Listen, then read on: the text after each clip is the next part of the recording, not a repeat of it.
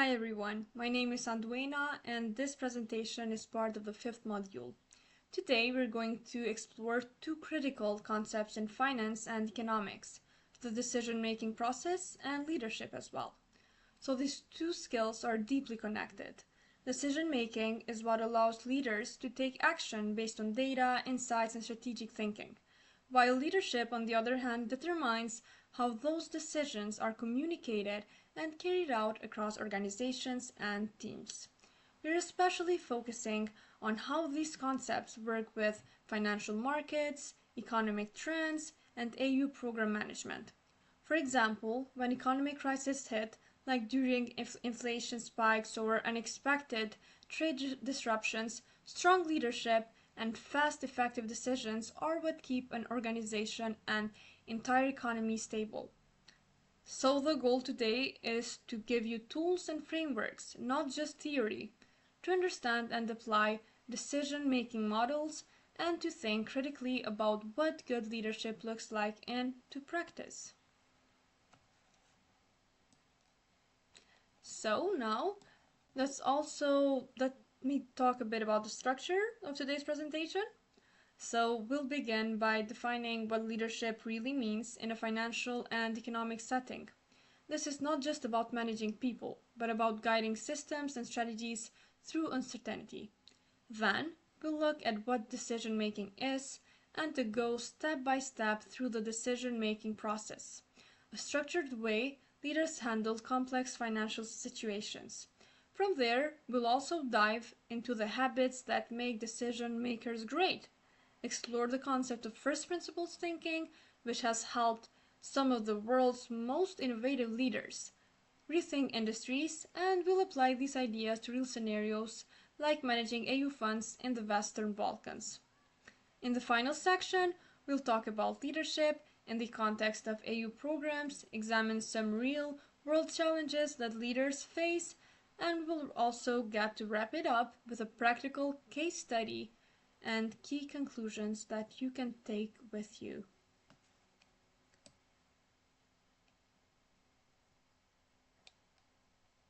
Without losing more time, let me continue with the first slide. So, leadership in the financial and economic sectors is about more than giving orders or creating plans. It's about guiding entire teams, organizations, and even stakeholders through complex and sometimes chaotic environments. Effective leaders in this space are often visionary because they see opportunities that others might miss. They're decisive and able to make choices quickly, even under pressure. They're strategic, planning for the long term, and collaborative, knowing that complex challenges require teamwork. And perhaps most importantly, they're adaptable, ready to pivot when the market or policy environment changes. Also here, I would want to mention two key leadership styles in finance. Firstly is the transformational leadership. So this type of leadership actually focuses on innovation and encouraging bold new financial strategies and motivating others to think outside the box.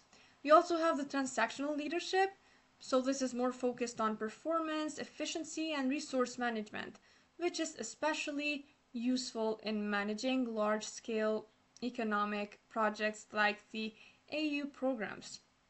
Keep in mind, strong leaders use both styles depending on the situation.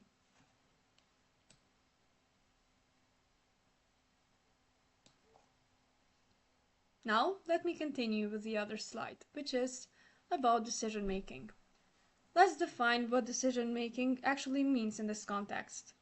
In finance, decision making is all about evaluating financial data, things like market indicators, company reports, inflation trends, or even currency fluctuations, and then making choices that will shape the financial future of a company, a government, or even an entire region.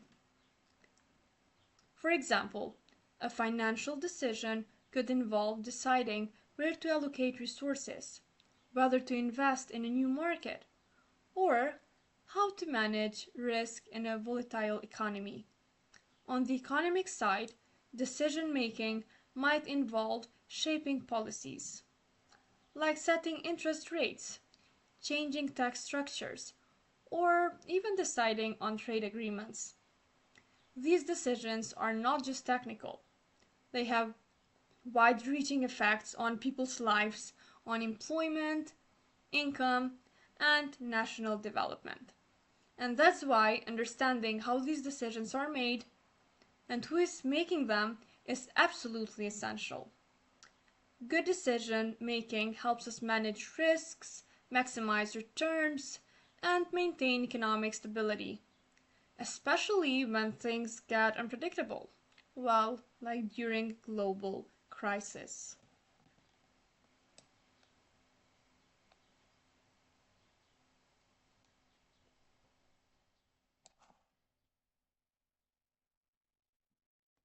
Now, we'll also look into the decision-making process, how it is actually done. So when financial leaders face uncertainty or a major challenge, they don't just act on instinct.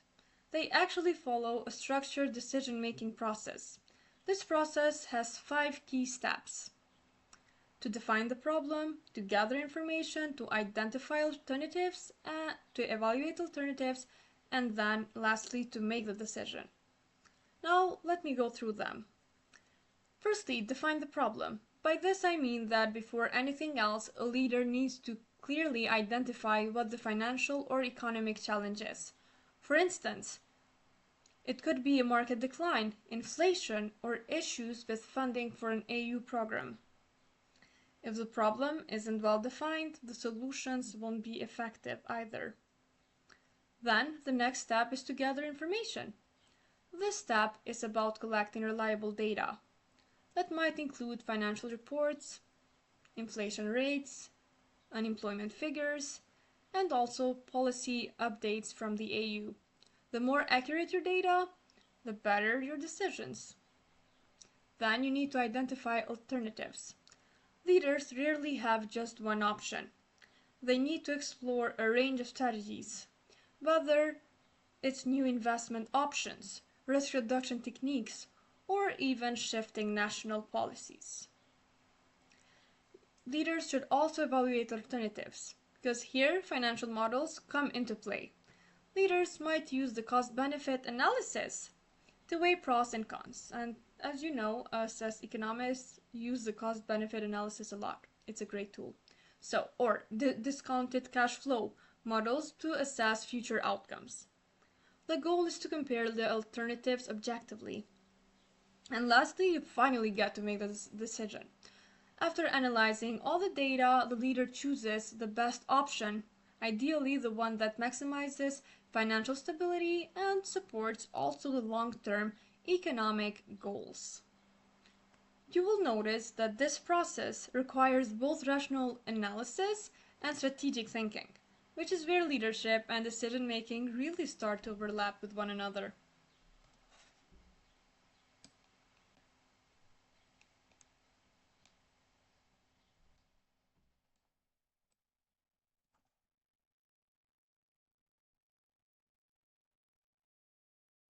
So, now let's also see another slide. It's about how leaders impact decision making. So, financial leaders set the tone for market strategies and economic policies by inviting innovation and fostering economic resilience. There are some key qualities that strengthen financial decision making. Firstly, confidence. Confidence involves taking bold financial decisions for like major investments or policy shifts, and it is quite essential, I must say. Then we also have critical thinking. Critical thinking in this context means analyzing data and economic trends to forecast outcomes. Adaptability, which is quickly adjusting decisions in volatile financial and economic environments. And lastly, we have the strategic vision. This is about aligning financial decisions with broader economic goals, including those of the AU and the Western Balkans. Great, now we can move into the 10 habits of great decision makers. So these are the habits that actually separate great decision makers from the rest, especially in finance and economics. First, they stop bad habits like overconfidence or following the crowd blindly.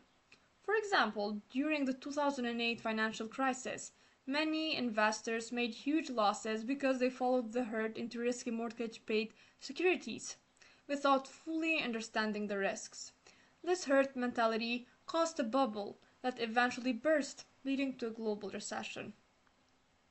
They also recognize biases in their thinking, such as the confirmation bias, where we only look for information that supports what we already believe, or anchoring bias, where we rely too much on the first piece of information we receive.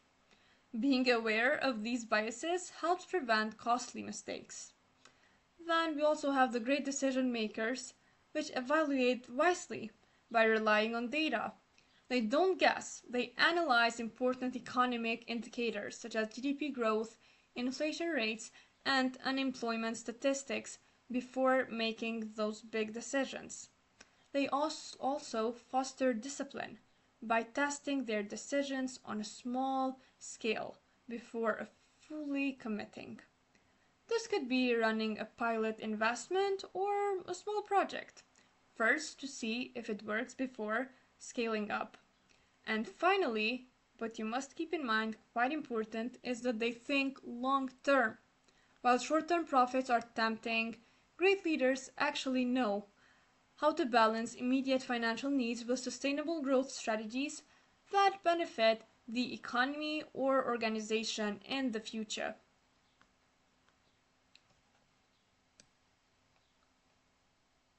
Now we also have some other habits, and I will continue on them. So let me continue for the next 5. Great decision makers are open to feedback. They actively seek advice from experts such as economic advisors, market analysts, and team members, because different perspectives can reveal blind spots. They also like to stay adaptable. Economic conditions and markets change rapidly, so leaders must be flexible and ready to revise their decisions based on new information or shifting realities. They're also quite proactive. By this I mean anticipating changes before they happen. For example, if they expect a market downturn, they act early to minimize the risks instead of reacting late when damage is already done. Also, good leaders focus on the big picture. Rather than getting stuck in small details, they align their decisions with broader regional or EU economic goals, like promoting growth and stability in the Western Balkans. And finally, they regularly reflect and learn from past decisions. They assess what worked, what didn't, and why. Then they get to apply those lessons to improve future choices.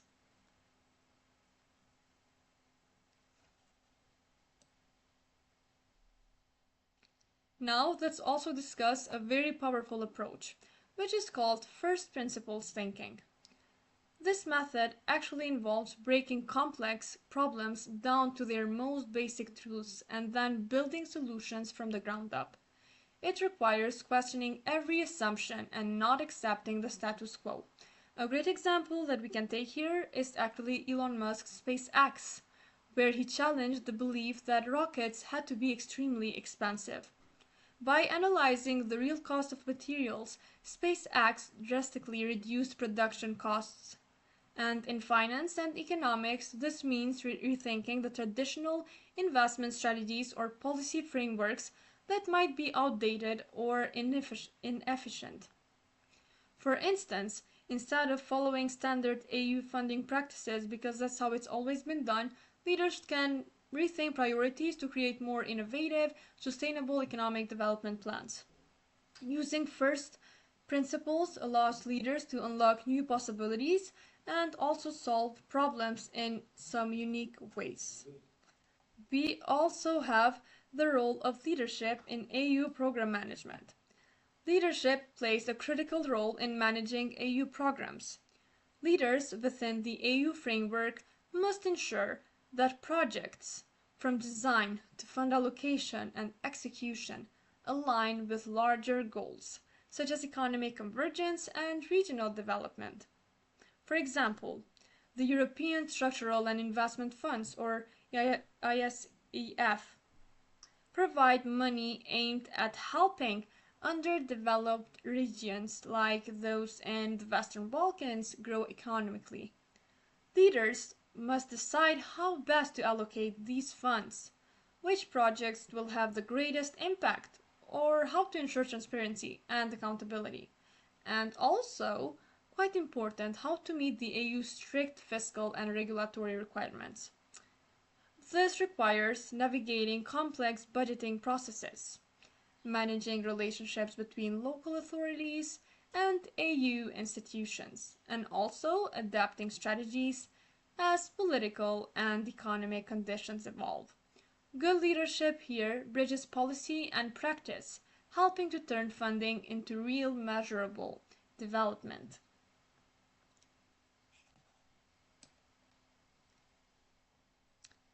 Now let's look at the decision making challenges because decision making in finance actually comes with many challenges. First, there's the economic uncertainty. Events like global recessions, trade wars, or pandemics create unpredictability that can undermine even the best forecasts. Second, we have the financial market volatility. So these include sudden crashes, commodity price swings, or rapid shifts in investor sentiment. Create environments where decisions must be made quickly, often with incomplete information. Third, here, is that leaders face the difficult task of balancing regional and global priorities. In the EU context, this means managing program funding to support both overall economic convergence and local realities, such as diverse development levels across the Western Balkans. Other challenges, which we can include, are political instability in some regions and frequent regulatory changes, which can quite complicate planning, unfortunately. Finally, leaders must cope with information overload and ensure that the data they rely on is accurate and relevant, filtering out noise and misinformation as well. So, all of these factors that I mentioned make financial leadership a demanding and quite a dynamic role.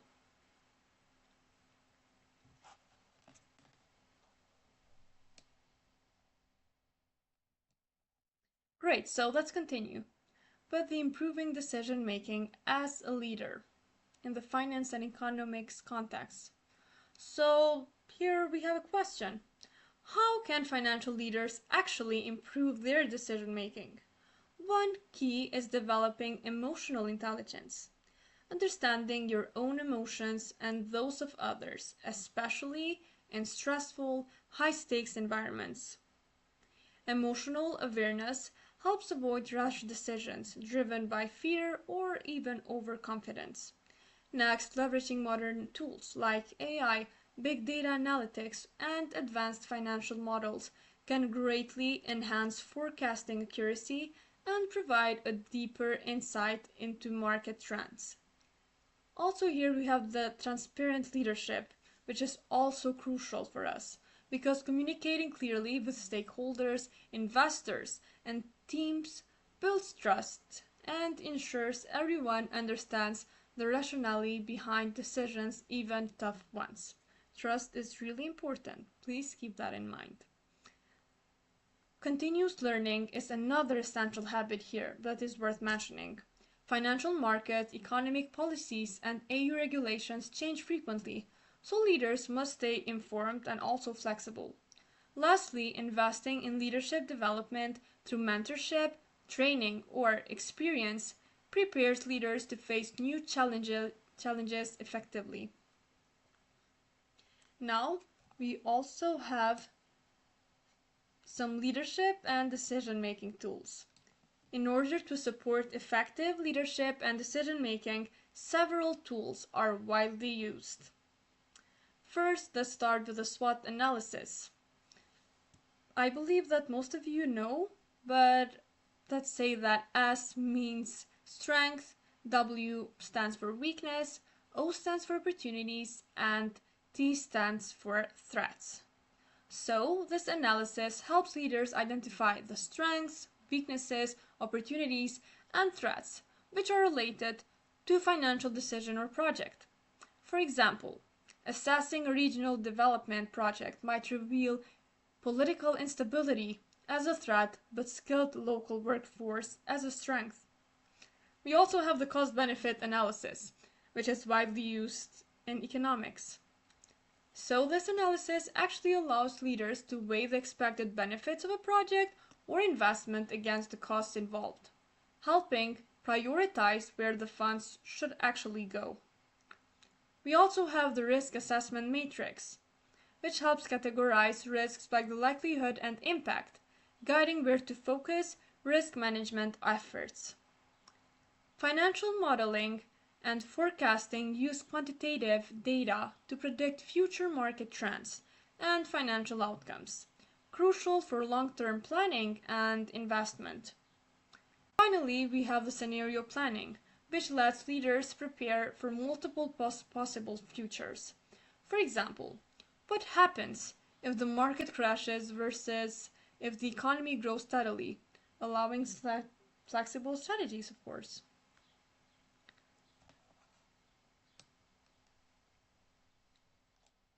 Great. Now let's look at a practical example, which is about managing EU funds in the Western Balkans. Here, leaders must allocate funds to projects that promote economic growth, sustainability, and regional convergence, all while ensuring fiscal responsibility.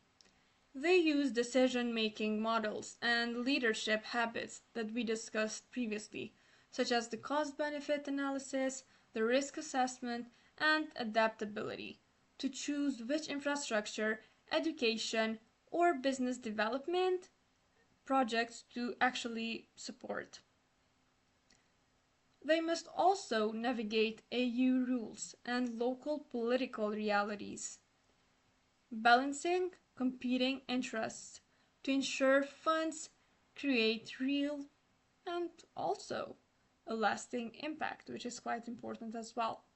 So this case shows how theoretical frameworks translate into tangible actions that affect people's lives and the economic future of the entire regions.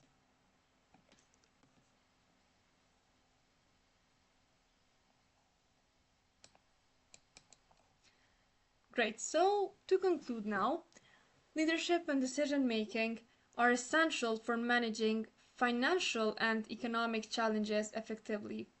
We've seen that using approaches like first principles thinking and practicing the 10 habits of great decision makers can actually lead to innovative, resilient solutions. Strong leadership in the context of AU program management plays a vital role in promoting economic growth, stability, and convergence.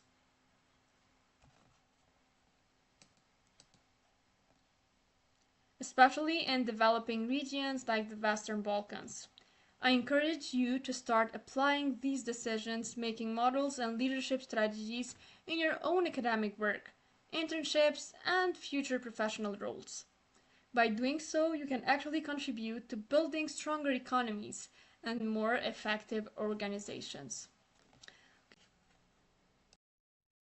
Hi again. As you can probably tell, I recorded this short final reflection separately, but I wanted to take a few more minutes to wrap up the topic properly and leave you with some final thoughts that are more personal, practical, and reflective. So, thank you for staying with me until the end of this presentation. Now that we've explored leadership and decision-making in finance, economics, and AU programs, I want to connect everything we've learned to real life. This part is not about slides. It's about how we can apply these ideas in the world around us.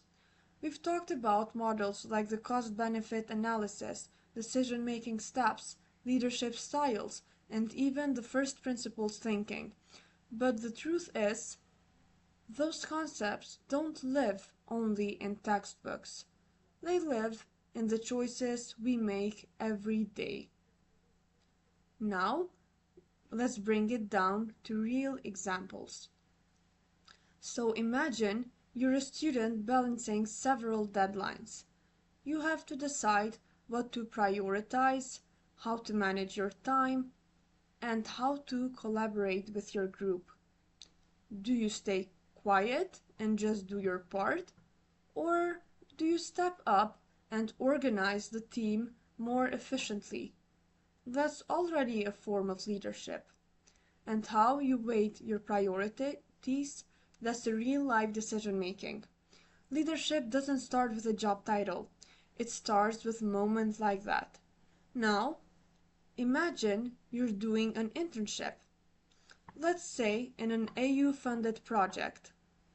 You're reviewing the spreadsheets, expense reports, maybe some project documents. It doesn't seem important at first, but what if you notice a small inconsistency or a missed deadline and you raise it respectfully to your team lead? That simple act shows integrity and responsibility. That's leadership. That's being proactive, detail oriented, and aware of the broader impact your decisions can have. We also talked about first principles thinking, questioning assumptions, and rebuilding ideas from the ground up. Now, you don't have to launch a rocket like Elon Musk to use this way of thinking. Maybe you're asked to help plan a new youth economic initiative, and instead of copying what's already been done, you stop and ask, what does our local context really need? Are we just repeating past approaches that no longer work? Can we actually find a smarter, more relevant way to use the available budget? And that is exactly how innovation begins, by asking why and why not. And let's also not forget the role of emotional intelligence in leadership. You could have the best financial tools, perfect data, and flawless forecasts. But if you don't know how to communicate, how to stay calm in a crisis, or even how to motivate your team, your leadership will struggle. Whether you're managing AU program funds or leading a team presentation at university, your emotional awareness and your ability to stay focused under pressure are just as important as your technical knowledge. So, another important theme we covered was how leaders respond to uncertainty and volatility, especially in the context of economics. Now, think about the 2008 financial crisis. Some leaders followed the crowd or panicked, while others took bold, well thought actions that actually stabilized their companies or even national economies. That kind of leadership is not about luck. It's about preparation, discipline, and clear thinking. All things so we can start practicing now. Now, here are 5 ways you can start applying this immediately. Firstly, you should use decision-making tools. Even in your daily life, try SWOT analysis when comparing two opportunities or cost-benefit, thinking when making a personal investment, like applying for a new course or job. Second, you should practice micro-leadership.